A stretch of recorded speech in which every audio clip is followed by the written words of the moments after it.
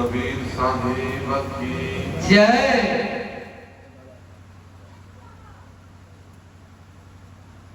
बंदो सत्य सुना प्रभु सत्य भक्ति सुप्रकाश सद्गुरु चरण सरोज रजा जन्म मरण करनाश बंदो चरण कमल तब कृपा से दो गुरुदेव गति दाता त्राता कलसु पार उतार मुखेब सत्य कबीर दयाल प्रभु कृपा किन्ह भरपूर आयो यही संसार महा जीविताय अंकुर साधु रूप धरि आइया किन्हो सबदा पुकार चेतहु अस्तन पाई के करहु बचन सिकार गुरु को की जय बंदगी कोटि कोटि प्रणाम कृत न जाने भिन्न गति कर ले गुरु आप समान। आदरणीय दूर दूर से आए धर्म प्रेमी सज्जनों माता एवं बहनों, आज बड़े सौभाग्य की बात है, बेगूसराय जिला के अंतर्गत बिशनपुर ग्राम में संत श्री राम सनेही दास जी जो पूर्व में शिक्षक थे, उन्हीं के पूरे परिवार के द्वारा आज सद्गुरु कबीर सत्संग समारोह का आयोजन किया गया है। इसी संदर्भ में हम लोग बहुत समय से भजन के माध्यम से हो, उपदेश के माध्यम से हो, मंच पर उपस्थित भजन उपदेशकर्ता के द्वारा, गुरुजन के द्वारा भजन प्रवचन से सद्गुरु कबीर साहब के विचारों को सुन रहे थे। इसी संदर्भ में साहब के विचारों में से एक दो पंक्ति को रख रहा हूँ। बोलिए सद्गुरु कबीर साहिब की। साहिब इशारा करते हैं, कबीर जग में आएंगे सार रखाए दीन, सत्य हृदय में दया सेवा में लौलीन। सद्गुरु कबीर साहब इशारा करते हैं, यह मानव जीवन में अगर मानव का जीवन आपने पाया है तो अपने जीवन में सार शब्द से अपने जीवन को आगे बढ़ाए और सार शब्द की अपने जीवन में अनुभव करने का आप जो है ज्ञान को उत्पन्न करें। और सार शब्द आपके जीवन में तभी हो सकता है जब आप संत गुरुजन के विचारों को सुन करके अपने जीवन में उतारे। सार शब्द का मतलब अपने जीवन को सत्य से जोड़े। जिनको संत गुरुजन हम लोग शिक्षा देते हैं, जो अपने जीवन में सदा आप सत्य बोले, सद्मार्ग पर चले, प्रपंच अपने जीवन में ना जोड़े और अपने जीवन में राग रहित अपने जीवन को व्यतीत करे और अपने विचार को शुद्ध करे, अपने मन को शुद्ध करे। ये तभी संभव है जब आप सत्संग की महिमा को जानेंगे और सत्संग को अपने जीवन का एक आधार मानेंगे। सत्संग आप अपने जीवन का एक कड़ी मानेंगे। जो जिस प्रकार जीवन में भोजन जरूरी है शरीर को जीवित रखने के लिए और जीवन निर्वाह के लिए घर जरूरी है और सांसारिक सुख में जो है हम अपने जीवन में सुख सुविधा की जरूरत है, हम लोग अपने जीवन में जरूरत को मान करके पूरा करते हैं। उसी प्रकार हम लोग अपने जीवन में यह मान लें जो सत्संग से हमारे जीवन का सुधार होगा, सत्संग से हमारे जीवन का कुमति समाप्त होगा, सत्संग से हमारे जीवन का अंधकार समाप्त होगा। यह अगर आप अपने जीवन में मान ले, जो सत्संग भी जरूरी है, तो आप अपने जीवन में सत्संग करना प्रारंभ करेंगे और अपने जीवन में सत्य बोलना आप चालू करेंगे, अगर आप यह जानेंगे तो। अगर आप नहीं जानेंगे जो सत्संग हमारे जीवन में, सत्संग का कोई महत्व नहीं है, तो आप सत्संग नहीं कर पाएंगे। सत्संग से हम लोग दूर भागेंगे। लेकिन आज तक मनुष्य जीवन में, आपके जीवन में धन संपत्ति, रुपया पैसा भौतिक जीवन में आ जाए, सारी सुख सुविधा आपके पास हो जाए, लेकिन अगर सत्संग का अभाव है, आपके जीवन में सत्संग नहीं है, आपके परिवार में सत्संग नहीं है, तो आप समझ लीजिए आप अधूरा है। तो पूरा होने के लिए आपको पूर्ण रूप से संत गुरुजन के बताए हुए मार्ग पर चलना पड़ेगा और अपने जीवन में यह मानना पड़ेगा यह संसार हमारा नहीं है, यह संसार छोड़ करके हमें जाना है। लेकिन हमें अपने जीवन में इतना हम लोग यह संसार को देख करके भूल चुके हैं, जो यह संसार हमारा है, यह संसार में जो मिलने वाला वस्तु है सब हमारा। लेकिन इस संसार में जो भी वस्तु आपको मिला है, धन संपत्ति, रुपया पैसा, परिवार, सगा संबंधी, पद प्रतिष्ठा, ये सब मिलना और बिछुड़ना ये सदियों से लगा हुआ है। जिसका निर्माण है उसका एक दिन नाश है, चाहे वह शरीर हो, घर मकान हो, सबों का एक दिन नाश है। जिनको संत गुरुजन कहते हैं, जो उगे सो आठवे, फूले सो कुंभिलाए, जो चुने सो धई परे, जन्मे सो मरी जाए। जो व्यक्ति अपने जीवन में अगर जिसका निर्माण किया गया है उसका नाश है, जो व्यक्ति जन्म लिया है उसका एक दिन मृत्यु तय है, ये सब लोग जानते हैं। और जो फूल सुबह में उगता है शाम होते होते मुरझा जाता है।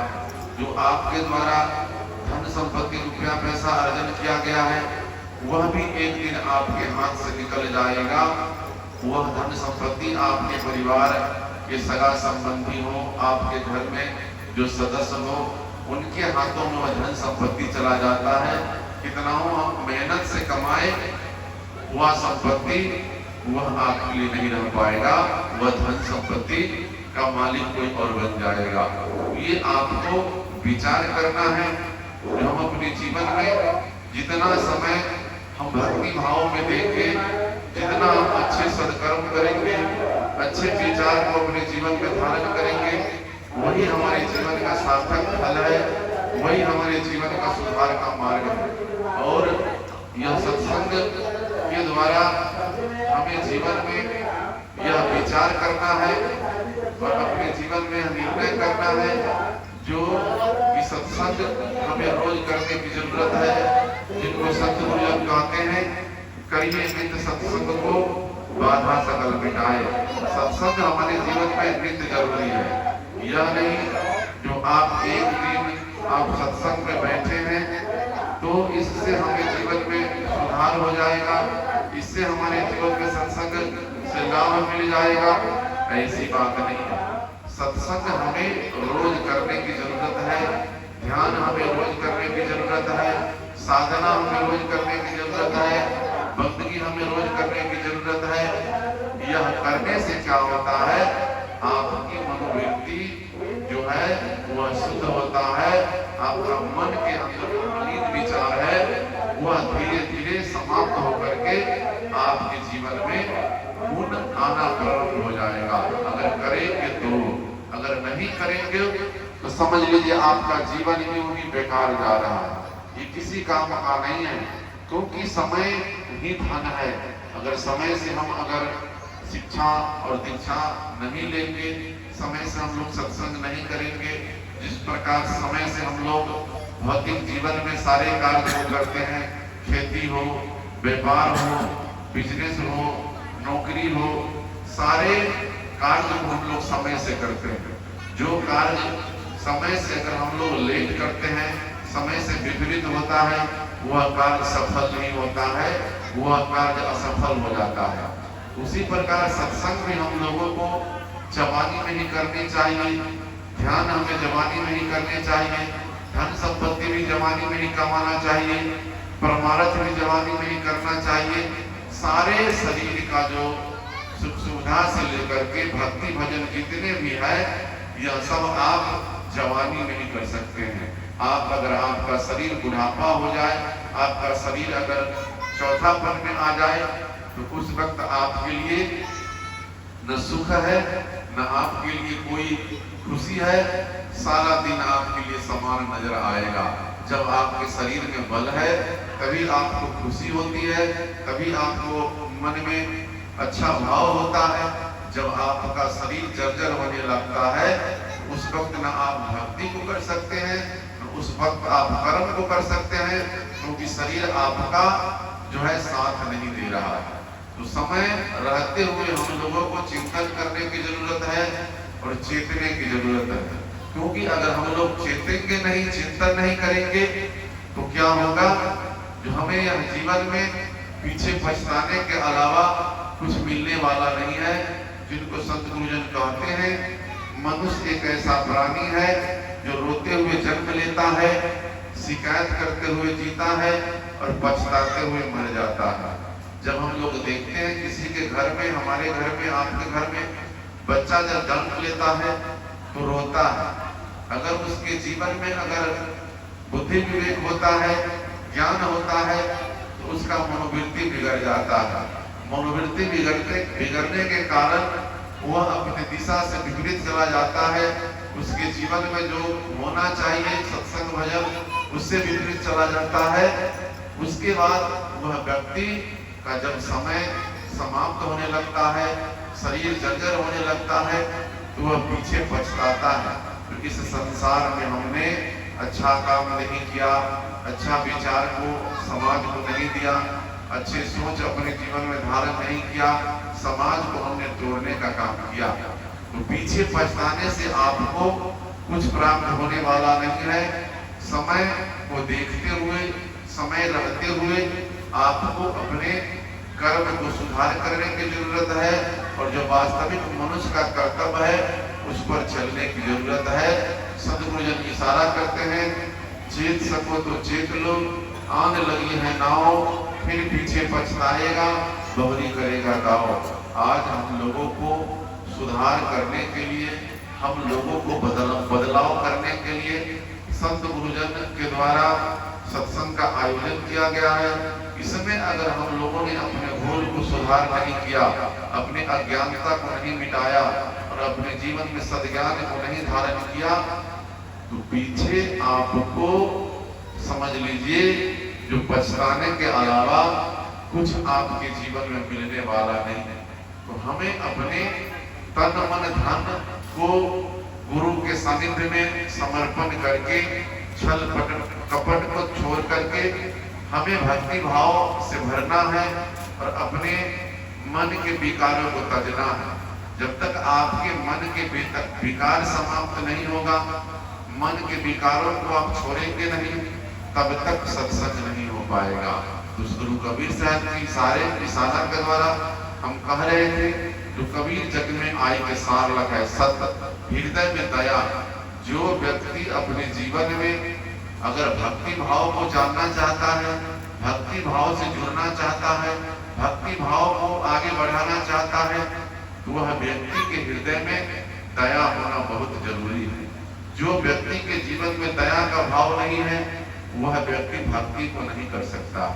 भक्ति करने के लिए दया जरूरी है, जिनको संत गुरुजन कहते हैं, साहब का इशारा है, दया राज धर्म को पाले, जग से रहे उदासी, अपना समान जो सबको माने, ताई मिले अविनाशी।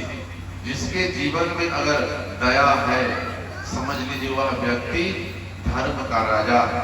जिसके पास दया नहीं है, वह धर्म की चर्चा कितना हो कर ले, लेकिन उसके जीवन में धर्म नहीं है।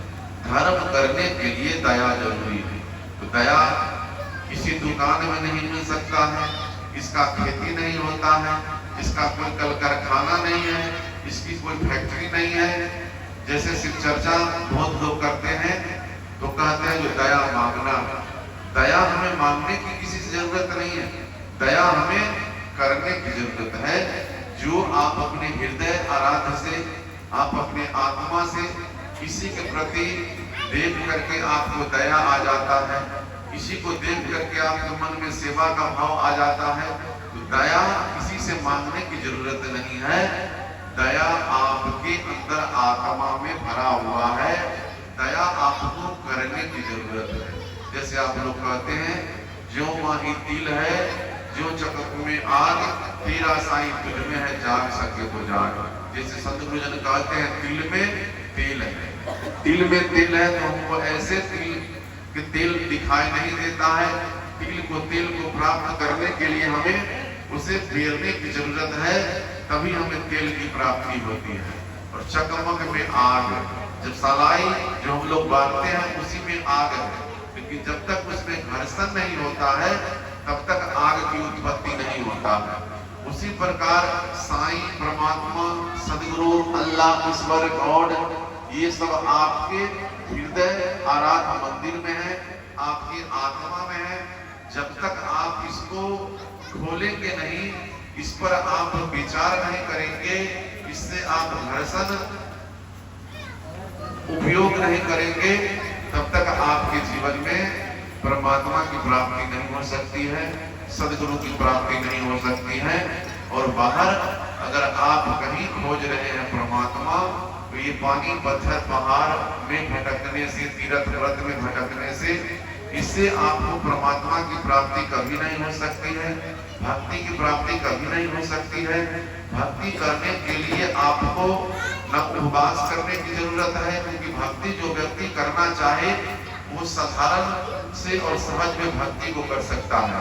सहज में भक्ति कैसे करेगा? सहज में भक्ति करने के लिए आपको न उपवास करने की जरूरत है, न आपको एकादशी रखने की जरूरत है, न आपको योग जप तप करने की जरूरत है। भक्ति करने के लिए आप अपने जीवन को सहजता में लाए, अहंकार को छोड़ करके, बल बुद्धि को छोड़ करके, आपके पास जो भी है उसको छोड़ दे। जिनको संत गुरुजन कहते हैं दया, गरीबी, बंदगी, आपके जीवन में दया हो, धन संपत्ति हो, लेकिन अगर आप किसी सत्संग में बैठ रहे हैं, संत गुरुजन के सानिध्य में जा रहे हैं, तो सारे धन संपत्ति के अहंकार को छोड़ करके वहां पे आपको समर्पण की भावना में जाना पड़ेगा, दीन गरीब बन के जाना पड़ेगा। तभी आपके जीवन में सहजता और प्रेम का भाव हो सकता है, भक्ति का भाव उत्पन्न हो सकता है। अन्यथा आप अपने जीवन में अगर अहंकार लेकर के कहीं जाएंगे तो आपको कुछ प्राप्त होने वाला नहीं है। जैसे आप अभी सत्संग में आए, तो सत्संग अगर आप अपने जीवन में लेना चाहते हैं, सत्संग से जुड़ना चाहते हैं, सत्संग से सुधार पाना चाहते हैं, तो आप अपने मन को पवित्र करना पड़ेगा, मन के विकारों को छोड़ना पड़ेगा। जब तक आपके मन में विकार रहेगा, आपके मन में द्वेष रहेगा, आपके मन में प्रपंच रहेगा, आपके मन में कलेश रहेगा, तब तक आप भक्ति को नहीं पा सकते हैं, भक्ति को नहीं कर सकते हैं। तो आप भक्ति करने के लिए दया की जरूरत है। इस संसार में हम लोगों को यह संसार एक दिन छोड़ के जाना है, तो इस संसार में हमें अधिक मोह माया में फंसने की जरूरत नहीं है। इस संसार से हमें अधिक हर्ष होने की जरूरत नहीं है, क्योंकि यह संसार एक दिन छोड़ के जाना है और जग से जाना ही है। तो इससे हर्ष कैसा, इससे शोक कैसा, इससे उल्लास कैसा, इससे खुशी कैसा, ये सब छोड़ के चलना है हम लोगों को।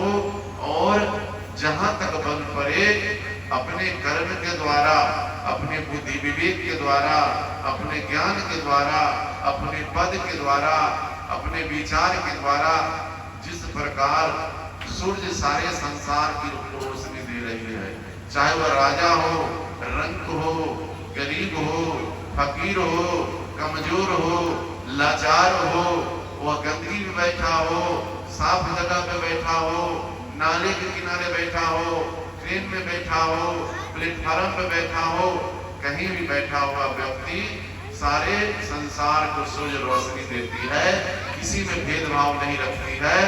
उसी प्रकार हम लोगों को भी यह संसार को जब तक अपना नहीं मानेंगे तब तक हमें अपने आप को यह संसार में भक्ति नहीं पा सकते हैं।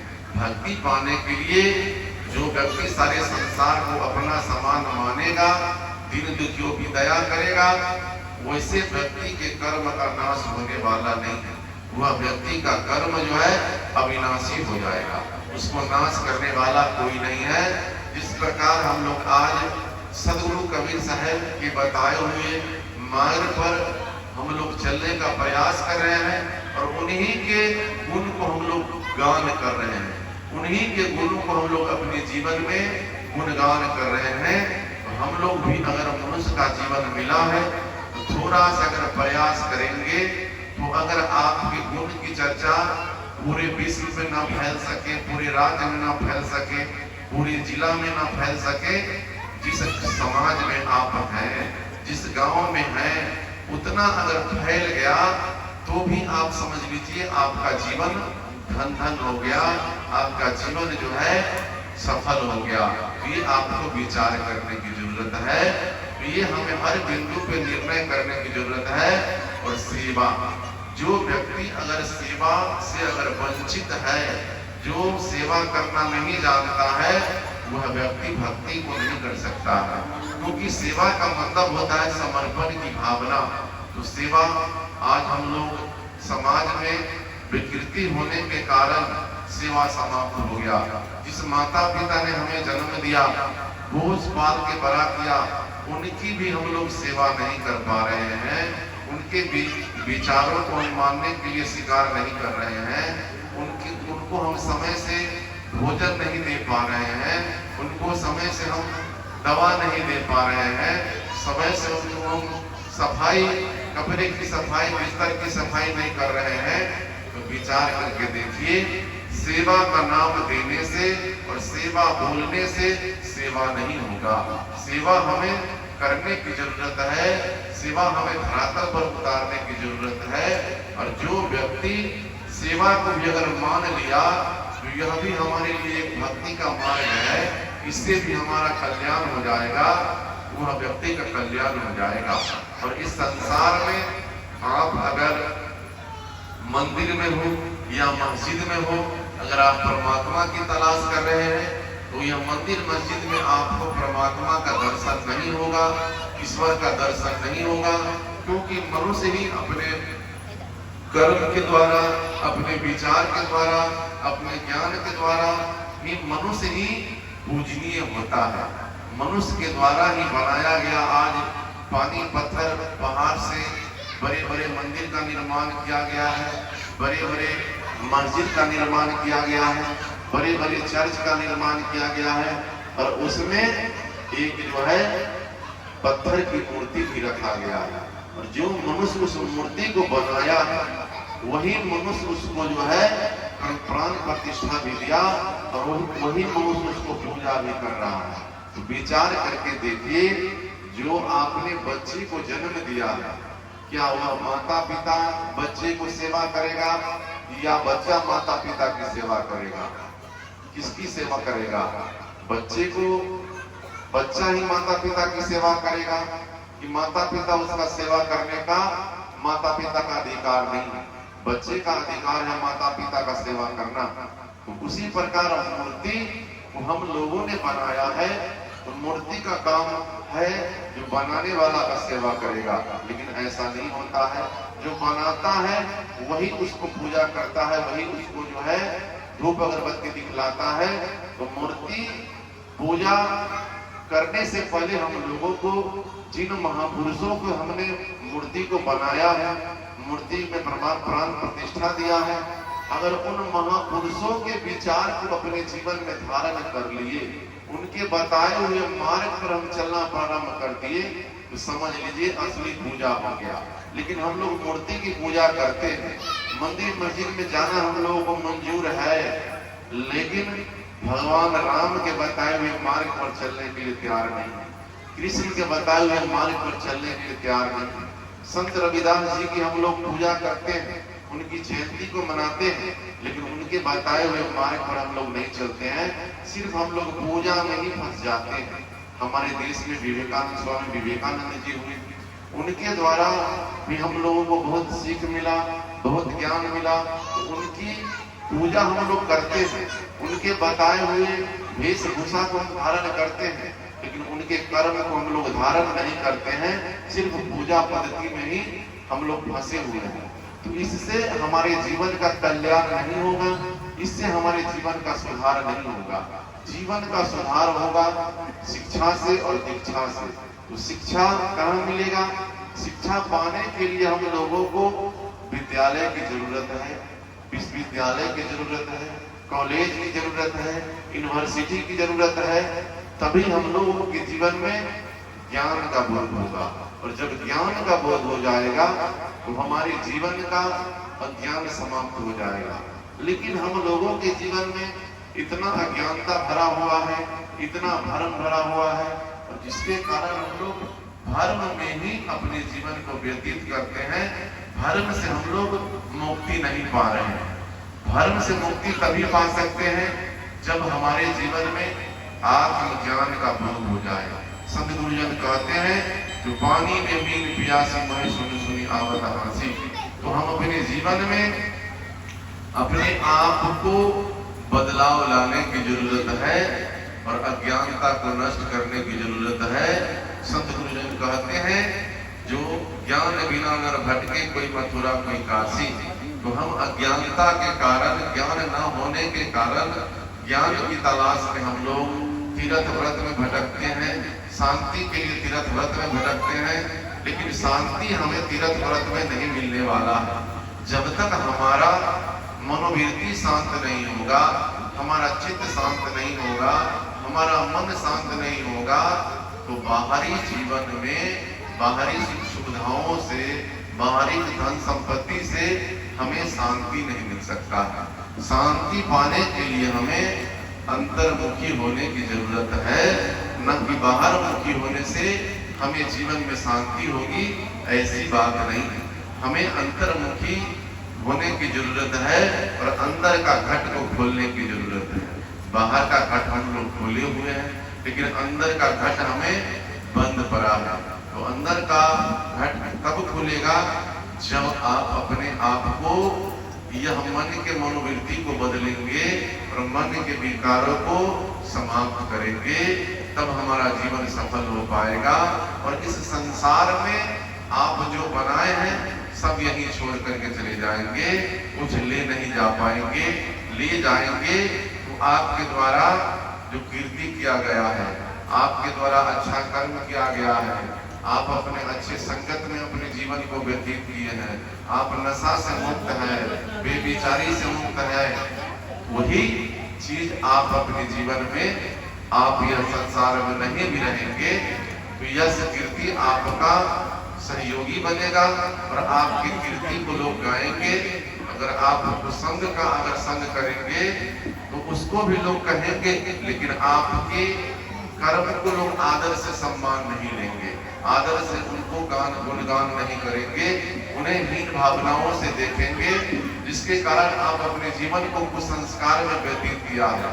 आपका जीवन जो है अब गुणों में व्यतीत हुआ है।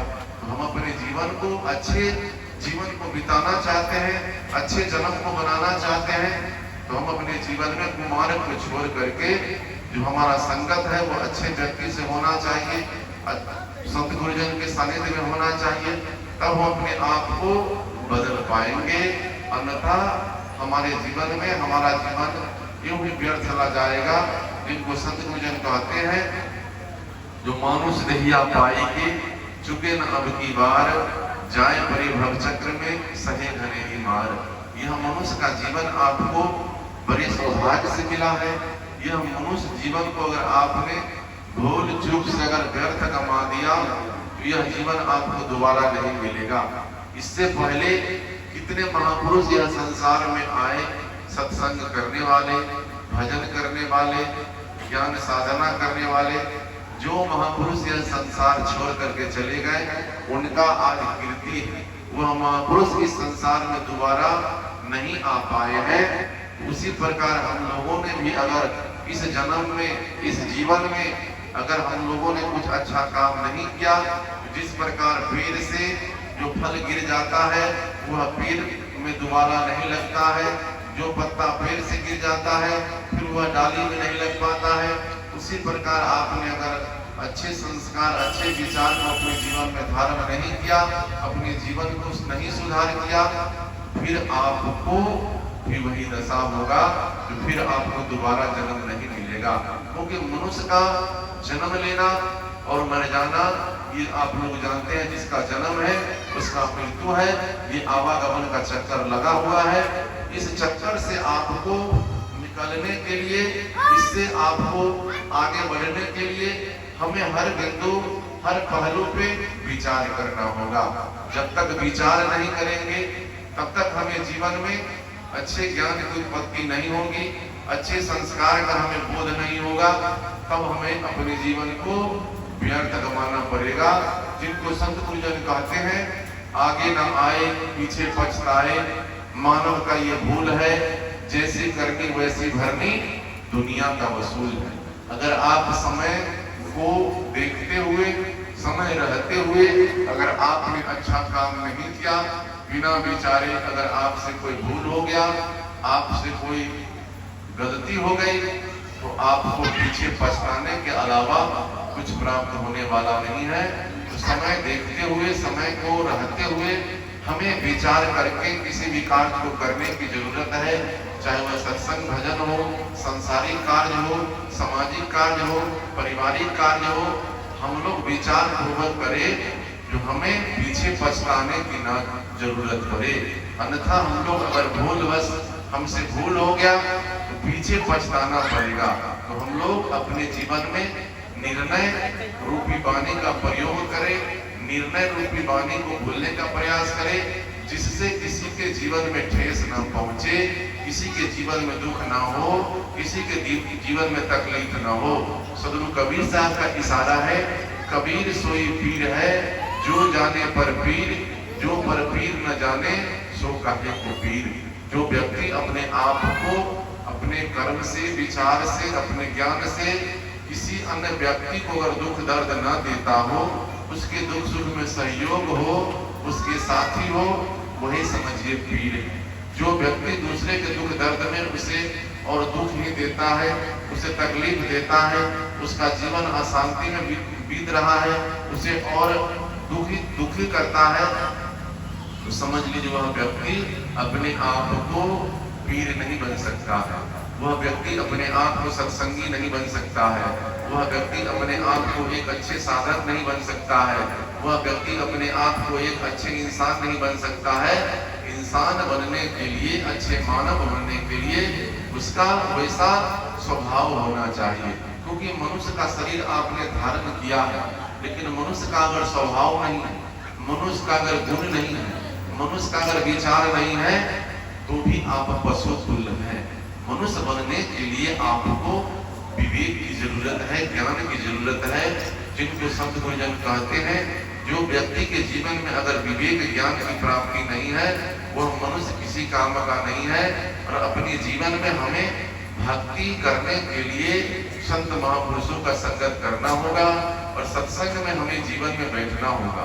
जिनको संत गुरुजन कहते हैं, जो संगत से सुख उपजे, कुसंगत से दुख होए, कहो ही कबीर तहाँ जाइए जहाँ अपनी संगत होए। तो अपने जीवन में हम लोगों को उस जगह पे बैठना है जो आपकी संगत का लोग सत्संगी हो। हमें वैसे व्यक्ति का संगत नहीं करना है जिससे हमें हानि हो, जिससे हमें हमारे जीवन में अवगुण आ जाए और गुण समाप्त हो जाए। वैसे व्यक्ति का संगत नहीं करना। संगत हम लोग को वैसे व्यक्ति से करना है जहाँ से हमें ज्ञान का बोध हो और हमें जीवन में अज्ञान नाश हो। अज्ञान नाश करने के लिए हमें ज्ञान अपने जीवन में लाने के लिए हमें उस संत को त्याग करना पड़ेगा। अपने जीवन में हर तरह से हमें विचार करना होगा, हर तरह से हम अपने जीवन के भूल को मिटाना पड़ेगा। जिनको संत गुरुजन कहते हैं जिसमें कोई भूल नहीं, भगवान उसे हम कहते हैं। भूल करे पर माने नहीं, शैतान उसे हम कहते हैं। घट घट में चेतन वास करे, राम उसे हम कहते हैं। राग द्वेष से निर्भय रहे, मुक्तवान उसे हम कहते हैं। दीन दुखियों की दया करे, धनवान उसे हम कहते हैं। माता पिता गुरु की सेवा करे, संतान उसे हम कहते हैं। जहाँ संतों की सत्संग मिले, चारों धाम उसी को कहते हैं। तो संत गुरुजन का इशारा है, नीतिकारों का इशारा है। जो व्यक्ति अपने जीवन में भूल नहीं करता, जो व्यक्ति अपने जीवन में जो व्यक्ति के जीवन में अभूल नहीं है, समझ लीजिए वो व्यक्ति अपने कर्म से भगवान है। जो भूल नहीं करता वो ईश्वर तुल्य है, वह परमात्मा तुल्य है अपने कर्म के द्वारा। तो हम लोगों को भी भूल ना करे, जहां तक बन पड़े आप अपने जीवन में भूल से बचे, आप कुसंस्कार से बचे, कुविचार से बचे, आप अपने जीवन में राग द्वेष से बचे, तब समझिए आप भी भगवान हैं। तो जिसमें कोई भूल नहीं, भगवान उसे हम कहते हैं। तो भूल करे पर माने नहीं। जो व्यक्ति अपने जीवन में भूल करता है, गलती करता है, उसका रास्ता गलत है, उसका दिशा गलत है, उसका विचार गलत है, उसका खान पान गलत है और मानने के लिए तैयार नहीं है, तो समझ लीजिए वह व्यक्ति शैतान है, वह इंसान नहीं है। गलत करता है, मानने के लिए तैयार नहीं है, वह संतान है, जो है शैतान है। और घट घट में चेतन वास करे, राम उसी को कहते हैं। हम लोग संत गुरुजन के द्वारा चार राम की चर्चा करते हैं, तो हम लोगों को वह जो है दशरथ जी के पुत्र श्री राम है, वह राम की हम लोगों को जरूरत नहीं है। हम लोगों को उस राम की जरूरत है जो इसमें रमन करता है, इसमें बोलने वाला राम है। इस राम अगर निकल जाए तो यह शरीर की कोई जरूरत नहीं है। यह शरीर को कोई नहीं कहेगा ये हमारी पिता है, माता जी है, गुरु जी है, मास्टर साहब है, हमारी बहन है, हमारा भाई है। राम इस शरीर से चेतन राम निकल गया, यह शरीर एक लहास बन गया, यह डेड बॉडी हो गया। इसको कोई नहीं कहेगा जो हमारी पिता है, माता है। तो हम अपने जीवन में घट घट में चेतन वास करे, राम उसी को कहते हैं। और राग द्वेष से निर्भय रहे, मुक्तवान उसी को कहते हैं। जो व्यक्ति इस संसार से मुक्ति पाना चाहता है, वह व्यक्ति राग द्वेष ईर्ष्या से मुक्त रहे, वही मुक्त हो सकता है। संसार के सारे बंधनों को हम बंधे हुए हैं और मुक्ति की तलाश करते हैं। मुक्ति हमें कभी नहीं मिलेगा। मुक्ति हमें तभी मिलेगा जब हमें ज्ञान का बोध हो जाए, जब हमें भक्ति का बोध हो जाए, जब हमें सेवा का बोध हो जाए, जब हमें साधना का बोध हो जाए, तभी हम मुक्त हो सकते हैं। तो आप अपने मन में विचार कीजिए, जो आप किस तरह आपका जीवनचर्या है, किस तरह का आपका आत्मा है, किस तरह का आपका विचार है, ये आप पर निर्भर करता है। क्योंकि हम लोग बाहर से संत हैं, बाहर से हम लोग सब एक समान हैं, लेकिन अंदर के दृष्टिकोण से जिनको संत गुरुजन कहते हैं, जो दर्शन को दिल चाहत है, तो दर्पण को माजत रहिए जी, और दर्पण में लागत है काई, तो दरस कहाँ से पाए। जब तक आपके ये मन रूपी दर्पण में काई लगा हुआ है, इसको ज्ञान के द्वारा, बुद्धि विवेक के द्वारा, सत्संग भजन के द्वारा अगर आप जो है मन के काई को समाप्त नहीं करेंगे, इसको शब्द के द्वारा हम सफाई नहीं करेंगे, तब तक आप अपने जीवन में कितना हो भक्ति भजन का जो है भ्रम कर ले, लेकिन आपको परमात्मा से दर्शन नहीं होगा, गुरु की भक्ति नहीं होगा, गुरु के सानिध्य में बैठने का अवसर नहीं मिलेगा। और गुरु करने के लिए हमें गुरु के बताए हुए मार्ग पर चलना होगा, उनकी वाणी को अपने जीवन में उतारना होगा, उनके वचन को अपने जीवन में उतारना होगा। यह नहीं जो हम सुन लिए और वचन के विपरीत चले गए, वाणी के विपरीत चले गए, शब्द के विपरीत चले गए, तो इससे हमारा काम नहीं होगा। हम अपने आप को जिस प्रकार शरीर की सफाई करते हैं, घर की सफाई करते हैं, कपड़े की सफाई करते हैं, उसी प्रकार हमें मन की सफाई करने की जरूरत है, आत्मा की सफाई करने की जरूरत है। तो ये आप पर निर्भर करता है जो आपका मन सफा है या नहीं। जब तक मन सफा नहीं होगा तब तक आपके मन का रोग दफा नहीं होगा। ये आप अपने मन में विचार करें और दिन दुखियों की दया करे। हमेशा कह रहे थे दिन दुखियों की दया करे धनवान उसे हम कहते हैं। जो व्यक्ति धनवान व्यक्ति है, पूरे गांव में उसकी धन से चर्चा है, लेकिन वह समाज से लेकर परिवार से लेकर पड़ोसी तक अगर दिन दुखियों पे अगर वह व्यक्ति ने दया नहीं किया, सेवा का भाव नहीं रखा, प्रेम का भाव नहीं रखा, वह धनवान किसी काम का नहीं है। और माता पिता की सेवा करे, संतान उसी को कहते हैं। जो व्यक्ति अपने माता पिता की सेवा से अगर चूक है, सेवा से वंचित है, माता पिता के विरुद्ध में है, जो माता पिता भक्ति भाव में है, उसका परिवार के बाल बच्चे भक्ति भाव से विपरीत जा रहा है, उसके विचार से विपरीत जा रहा है, तो समझ लीजिए वह संतान नहीं है। संतान वही है जो माता पिता की सेवा करे, उनकी आज्ञा को पालन करे, उनके बताए हुए मार्ग पर चले, संतान वही है। और जहाँ संतों की सत्संग मिले, चारों धाम उसी को कहते हैं। जहाँ समझ लीजिए सत्संग हो रहा है, संत महापुरुष की कथा कीर्तन हो रहा है, संत महापुरुषों का वाणी हो रहा है, समझ लीजिए वहाँ पे चारों धाम है। चारों धाम यह नहीं जो बद्रीनाथ, केदारनाथ, हरिद्वार, ऋषिकेश, यह चारों धाम है। वहाँ भी अगर जाइएगा, वहाँ भी मनुष्य है और मनुष्य के द्वारा ही निर्माण किया गया, बनाया गया, कल्पना किया गया मठ मंदिर है, वो कहीं कुछ नहीं है। आप अपने घाट के पर्दा को खोलिए और अपने अंदर अंतःकरण में विचार करके देखिए। आप कहीं भी जाइएगा तो फिर आपको जहां आपका घर है, बिशनपुर गांव यहाँ है, किसी व्यक्ति का घर सुगलन है, किसी व्यक्ति का घर बेगूसराय है, किसी व्यक्ति का घर बगहा है, तो आप जान लीजिए जहां आपका घर है, निज घर, वहीं आपको फिर वापस आना पड़ेगा। तो आप अपने समाज को मंदिर बनाइए, अपने परिवार को मंदिर बनाइए, अपने विचार को मंदिर बनाइए। हम लोग देखते हैं आज एक घर बनता है, घर में हम लोग देखते हैं एक बेडरूम बनता है, किचन बनता है, डाइनिंग रूम बनता है, लेट्रिन बाथरूम बनता है, उसमें एक कोने में मंदिर बनता है। अगर आप यह विचार करके देखें, जो उस मंदिर में रहने वाला जो वास्तविक भगवान है, जिसमें चेतन आत्मा है, जिसमें बोलने वाला सत्ता है, जो माता पिता है, उनकी सेवा करना हम प्रारंभ कर दे, उनके विचारों को मानना प्रारंभ कर दे, तो पूरा घर मंदिर बन जाएगा। जो माता पिता हमें नाम दिया, पढ़ा लिखा कर डॉक्टर, कलेक्टर, इंजीनियर बनाया, हमारे लिए जमीन खरीदा, हमारे लिए घर बनाया, वह देवता को हम लोग पूजा नहीं करते हैं। और जो देवी देवता ने हमें कुछ नहीं दिया, उसके पीछे हम लोग बने हुए हैं। ये आप अपने विचार करके देखिए। पूजा हम लोगों के लिए रामायण की बात है। रामायण में लिखा हुआ है कि तुलसी प्रतिमा न पूजिए, जस दुरियन की खेल, असली पिया से भेंट हुआ, दिया पिटारा खोल। जब तक आपको असली भगवान से भेंट नहीं होगा, असली देवता से भेंट नहीं होगा, तब तक आपके जीवन में शांति नहीं मिलने वाला। तो सदगुरु कबीर साहब का इशारा है, पूजा वही जो आत्म पूजे। हम लोगों के लिए पूजा वही है जो आत्मा की पूजा करना। घर में भूखा मर रहा है, प्यासा मर रहा है, और हम तीर्थ व्रत जा रहे हैं, हलवा पूरी बना करके हम इधर उधर भटक रहे हैं, इससे काम नहीं होगा।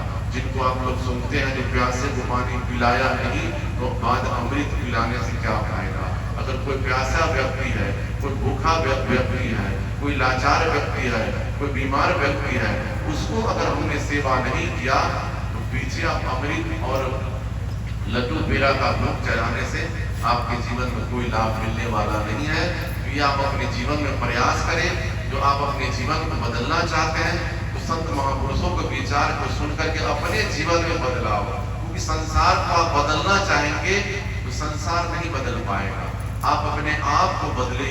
भक्ति स्वतंत्र होता है। भक्ति यह नहीं जो राजा करेगा वही कर सकता है, अमीर आदमी करेगा वही कर सकता है, गरीब नहीं कर सकता, ऐसी बात नहीं है। भक्ति स्वतंत्र है, जिसके पास करने की क्षमता है, जिसके अंदर भाव है, वह भक्ति को कर सकता है।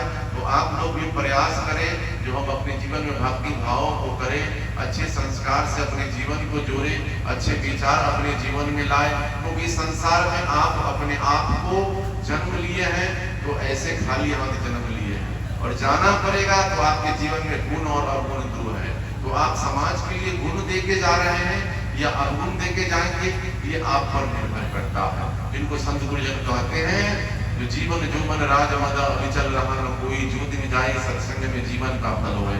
आप अपने पूरे जीवन में जो आपने अच्छा काम किया, अच्छे समय समाज के लिए दिया, भक्ति भाव में दिया, प्रेम से जीवन को व्यतीत किया, यही आपके जीवन का फल है।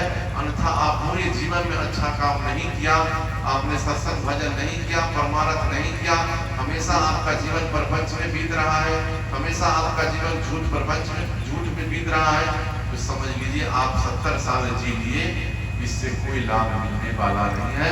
तो ये आप अपने मन में विचार करें। समय का अभाव है, इतना ही शब्दों के साथ अपनी वाणी को विराम देते हैं।